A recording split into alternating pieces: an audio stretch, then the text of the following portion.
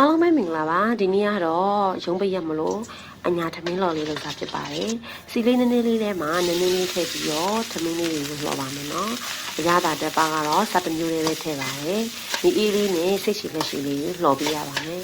ဒီထမင်းလုံးလေးတွေထောက်ပြီးတော့တစ်လုံးချင်းစီကွဲပါပြီဆိုရင်ရပါပြီသူနဲ့လက်ဖက်တာကတော့တရက်ချင်းတော့ပါတရက်ချင်းတော့ကိုတော့ပါကရိုးရှင်းရှင်းလေးပဲငွေသီးစိမ့်လေးရယ်စားလေးရယ်စီလေးရယ်နဲ့ဒီလိုလေးပဲတုပ်လိုက်ပါတယ်ပြီးရင်တော့မြေပဲဆန်လေးကိုဂျာပါကြော်ပြီးသားလေးပေါ့နော်အုပ်ပူလေးနဲ့ထည့်ပြီးတော့လှောင်လိုက်ပါမယ်ပြီးရင်တော့ဝက်ဥချောင်းလေးကိုစီလေးနည်းနည်းလေးထည့်ပြီးကြော်ပါမယ်ဒါမှလည်းဝက်ဥချောင်းကိုအေးအေးလေးနဲ့စားလို့ကောင်းမှာပါ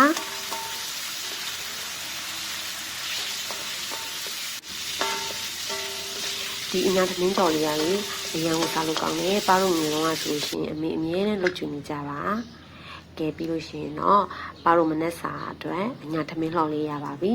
အရန်ကိုစားကောင်းပါတယ်အားလုံးကိုကျေးဇူးပါ